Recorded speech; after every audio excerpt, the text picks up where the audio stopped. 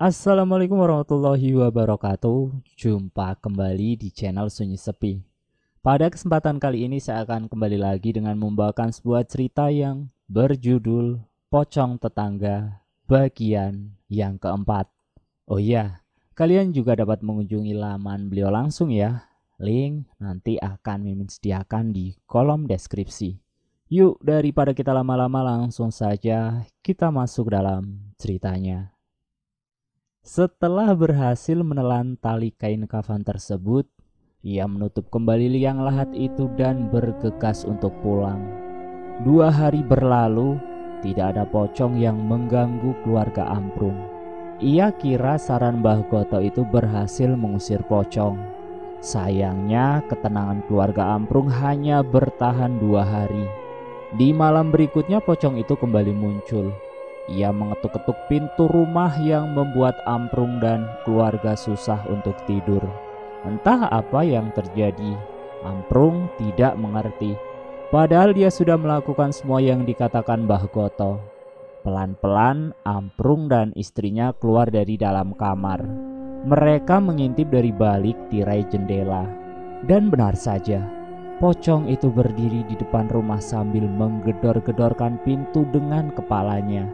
Di bagian pergelangan kaki, kain kafannya terbuka karena talinya sudah dicuri oleh Amprung. Kini pocong itu hanya bergumam dengan suara tidak jelas. "Pak, kamu benar-benar udah melakukan apa yang disarankan Mbah Goto belum?" tanya Tika. "Udah, Tik, aku udah menelan tali kain kafannya." Tika berpikir sejenak. "Pak," ia lalu menyentuh pundak suaminya itu. "Tadi siang kamu buang air besar ya?" lanjutnya. Amprung mengangguk. "Aduh," ia memukul jidatnya. "Iya, jangan-jangan tali itu ikut keluar, Pak," ujar Tika. "Kayaknya memang seperti itu, Tik. Tapi aku harus bagaimana? Tali itu pasti ikut keluar kalau aku buang air besar." Amprung menggaruk kepalanya sendiri.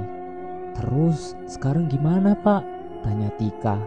Amprung menggelengkan kepalanya. "Tutup pintu kamar, nanti Amila dan Zahra bangun," suruh Amprung. Tika mengangguk lalu menutup pintu kamarnya rapat-rapat. Suara ketukan itu perlahan hilang. Amprung dan Tika bisa tidur kembali dengan tenang malam itu. Sampai pagi tiba, pocong tidak lagi mengganggu mereka. Keesokan harinya Amprung tidak ada di rumah. Tika mengira kalau suaminya itu sudah berangkat ke pasar Kliwon atau ke tempat lain untuk mencari penangkal pocong. Tapi sampai malam tiba, Amprung tidak kunjung pulang. Tika panik. Dia yakin kalau pocong itulah yang menjadi penyebab suaminya hilang. Akhir-akhir ini juga pocong itu tidak lagi muncul. Dengan sisa uang yang ada, akhirnya Tika memutuskan untuk mengembalikan uang yang pernah dicuri oleh suaminya. Sore itu Tika mengetuk pintu rumah Jubaidah. Wanita itu mempersilahkan Tika untuk masuk. Ruangan rumah tampak hening. Terkesan hanya Jubaidah yang tinggal sendirian di rumah itu. "Jubaidah, aku mau ngomong sesuatu sama kamu." "Tumben sekali, ada apa ya Mbak Tika?" Jubaidah tersenyum. Ia tak bisa menebak apa yang akan dibicarakan tetangganya itu. "Tapi aku mohon kamu jangan marah ya." Tika menyentuh lengan Jubaidah. "Ada apa ya?" Jubaidah mengerutkan kening. Ragu-ragu Tika mengeluarkan amplop coklat berisi uang. "Dulu suamiku yang mencuri uang sedekah bapakmu. Sekarang aku mau kembalikan uang itu." Jubaidah terkejut sekaligus tidak percaya dengan apa yang dikatakan oleh Tika. "Jadi suamimu yang mencuri uang sedekahnya?" Ia menyingkirkan lengan Tika. Tika mengangguk. "Tega sekali keluarga kalian, makan uang haram. Sementara aku malu karena gak bisa ngasih sedekah buat bapak. Asal mbak tahu itu uang tabunganku, mbak." "Aku mohon maaf. Maafkan keluarga kami, Mbak Jubaidah." Tika tertunduk. "Ini bukan masalah uangnya. Ini soal harga diri dan tanggung jawab aku sebagai anak, mbak. Aku gak bisa memaafkan kalian." Jubaidah malah mengusir Tika. Ia tak sudi menerima uang dari Tika. Bahkan Jubaidah mengancam akan membawa kasus ini ke pengadilan. Tika pun putus asa. Tidak ada cara lagi untuk mengembalikan suaminya. Setiap kali anak-anaknya menanyakan Amprung, Tika selalu bilang kalau bapak mereka sedang bekerja di luar kota. Singkat cerita, sore itu hujan turun dengan deras. Tika sedang memasak telur dadar. Sudah seminggu Amprung hilang dan Tika belum melaporkannya ke polisi. Lagi pula ini bukan urusan polisi. Tika merasa tidak ada gunanya melibatkan polisi karena ini adalah urusan gaib. Satu-satunya cara adalah mencari dukun sesakti Mbah Goto yang bisa menerawang keberadaan suaminya itu. Tika, tiba-tiba ada yang memanggilnya dari belakang. Dan itu jelas sekali suara Amprung. Tika menoleh ke belakang, ia berjalan ke ruang tamu. Tangannya masih memegang spatula. "Kak, tolong aku, Tik. Suara itu sekarang ada di dapur." "Pak, kamu di mana, Pak?" panggil Tika. Ia panik mencari ke seluruh ruangan. Suara itu hilang, Tika menangis. Ia sudah mendatangi beberapa dukun tapi mereka semua menyarankan untuk mengembalikan uang yang Amprung curi. Tika bingung lantaran Jubaidah tidak mau menerima uang itu. Saat Tika bangun dari duduknya, tiba-tiba saja seperti ada yang menendang dadanya. Ia terpental beberapa langkah ke belakang dan tidak sadarkan diri. Yang terjadi selanjutnya sangat aneh. Ia membenturkan kepalanya sendiri ke dinding sampai berdarah. "Ibu!" Zahra muncul dari dalam kamar. Ibunya tidak menjawab. Ia terus membentur-benturkan kepalanya ke dinding dengan keras. "Ibu, kenapa, Bu?"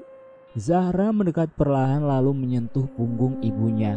Ia sangat terkejut saat melihat ibunya sendiri. Wajah Tika penuh dengan darah. Kedua bola matanya berubah menjadi putih semua. Ia menyeringai mengerikan kepada Zahra. Anak itu berteriak. Tidak lama kemudian Amelia muncul. Ia juga ketakutan saat melihat wajah ibunya yang aneh dan mengerikan itu. Tika yang sedang dikendalikan makhluk gaib mendekati kedua anaknya dengan perlahan. Sebuah pisau diraihnya. Ia hendak membunuh kedua anaknya itu. Pocong yang merasukinya itu benar-benar sudah marah. Kali ini dia akan menghabisi semua keluarga Amprung. Untungnya Amelia berhasil lari keluar rumah, sementara Zahra tidak bisa berlari. Ia sangat ketakutan dan berteriak sekencang mungkin. Tika mengayunkan pisau di tangannya dan hendak menusukkannya ke kepala Zahra. Tapi dari pintu rumah tiba-tiba muncul Pak Darsoni, seorang ustadz kampung yang berlari dan menabrakkan dirinya sendiri pada tubuh Tika. Pisau di tangan wanita itu menebas sembarangan ke arah dan melukai lengan Pak Darsoni. Dengan susah payah akhirnya Pak Darsoni berhasil melepaskan pisau itu dari genggaman Tika. Kedua telapak tangan Pak Darsoni berlumuran darah karena menyentuh wajah Tika. Ia membisikkan ayat-ayat Al-Quran ke telinga Tika. Wanita itu mengamuk tidak karuan, berteriak, memukul-mukul punggung Pak Darsoni. Warga yang mendengar kegaduhan, akhirnya mereka berkerumun di mulut pintu rumah Tika, terkecuali Jubaidah. Ia tidak peduli apapun yang terjadi kepada keluarga Amprung. Amelia dan Zahra sudah diamankan oleh warga. Mereka menangis sambil memanggil-manggil nama ibunya. Tubuh Tika perlahan lemas, matanya terpejam. Dengan dibantu warga, Tika dibaringkan di atas tempat tidurnya. Tidak ada yang tahu persis kenapa hal ini bisa terjadi. Kalau saja Pak Darsoni tidak bertemu dengan Amelia yang sedang meminta tolong, mungkin saja nyawa Zahra sudah melayang di tangan ibunya sendiri. Setelah siuman, Tika menceritakan semuanya. Pak Darsoni menyarankan Tika agar tinggal bersama keluarga Pak Darsoni untuk sementara waktu, karena takut terjadi kembali hal-hal yang tidak diinginkan. Tika akhirnya mengiyakannya dan berharap kalau Pak Darsoni bisa membantu permasalahannya. 2 hari tinggal bersama keluarga Pak Darsoni, pocong itu tidak lagi muncul. Mungkin karena rumah Pak Darsoni sering dilantunkan ayat suci. Keluarga Pak Darsoni pun sangat ramah. Mereka memperlakukan Tika dan anak-anaknya layaknya keluarga sendiri. Sudah berkali-kali Pak Darsoni mendatangi Jubaidah, membujuknya agar mau menerima uang yang dicuri oleh Amprung. Tapi tetap saja wanita itu berkeras kepala. Dia bersumpah sampai kapanpun dia tidak akan pernah memaafkan keluarga Amprung. Susah, Jubaidah tetap tidak mau menerima uangnya. Pak Darsoni duduk di atas sofa. Ia membuka peci lalu meletakkannya di atas sofa. Lalu apa yang harus saya lakukan, Pak? Pak Darsoni terdiam. Ia sedang berpikir. Begini saja, kau bagikan uang itu ke warga kampung tempat Pak Rusdi dimakamkan. Kau niatkan sedekah untuk jenazah Pak Rusdi. Tika mengangguk. Besoknya ia langsung menuju kampung tersebut. Satu persatu Tika mendatangi rumah penduduk. Ia meminta maaf atas apa yang telah suaminya lakukan. Ada yang menasehati Tika, ada juga yang menyumpahi lalu marah-marah. Tapi Tika tetap membagikan amplop berisi uang sedekah. Setelah selesai, ia mendatangi kuburan Pak Rusdi untuk meminta maaf sambil menangis. Tolong kembalikan suamiku, desis Tika. Gundukan kuburan itu bergetar seperti ada yang mengguncangkannya.